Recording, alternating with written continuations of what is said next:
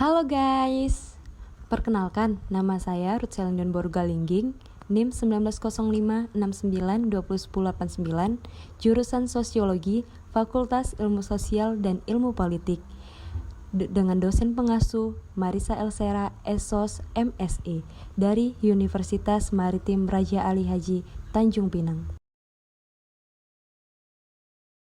Baiklah, saya akan menjelaskan teori konsumerisme menurut Jean Baudrillard.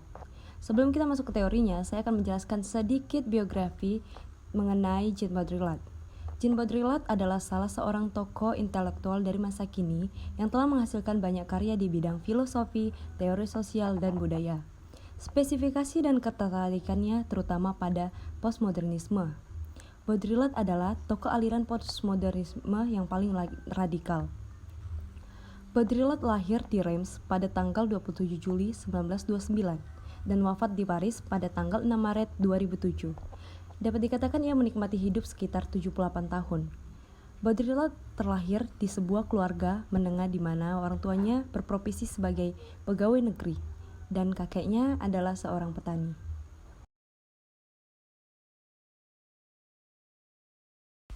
Menurut Baudrillard, era postmodern saat ini segala aktivitas konsumsi lebih masif atau dominan dibanding aktivitas produksi. Bagi Baudrillard, pola konsumsi masyarakat postmodern saat ini dapat dilihat dengan bergesernya arti dari konsumsi itu sendiri.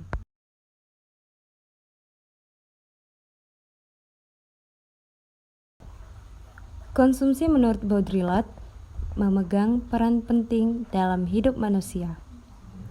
Baudrillard mengatakan pola konsumsi masyarakat postmodern saat ini dapat dilihat dengan bergesernya arti dari konsumsi itu sendiri, yang semulanya bertujuan atau ditujukan untuk pemenuhan kebutuhan hidup berubah menjadi gaya hidup. Contohnya gimana sih? Sebelum era postmodern, seseorang membeli sesuatu karena kebutuhan. Seperti orang membeli sepatu karena memang seseorang tersebut lagi membutuhkan sepatu tersebut, ingin menggunakan sepatu tersebut.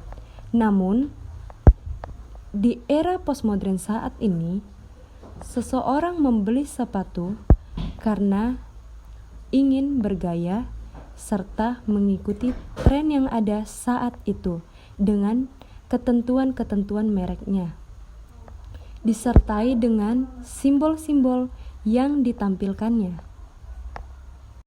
Pemaknaan ini melahirkan suatu slogan dan mengalami perubahan slogan tersebut. Jika dulunya ada slogan yang mengatakan I think therefore I am, aku berpikir maka aku ada, maka pada masyarakat postmodern saat ini berubah menjadi I shop therefore I am, aku berbelanja maka aku ada. Ini berbagai jenis simbol dan merek yang diciptakan oleh para pemilik modal internasional. Saya yakin kita sendiri sering menggunakan merek-merek seperti di atas.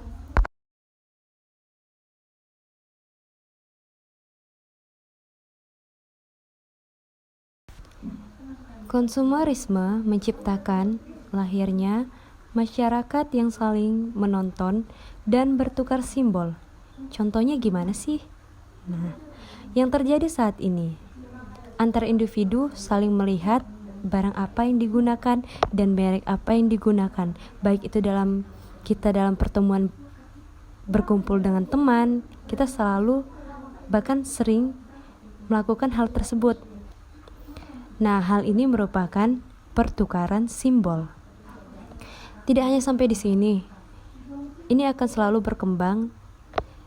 Misalnya, di saat seseorang menonton televisi, dalam siaran tersebut atau dalam televisi tersebut memperkenalkan suatu produk yang saat ini menjadi tren di masa sekarang yang membuat seorang tersebut atau individu tersebut ingin membeli barang tersebut, dan dia akan membeli barang tersebut untuk mengikuti perkembangan zaman yang terjadi.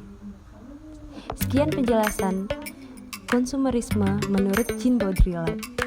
Terima kasih. Lately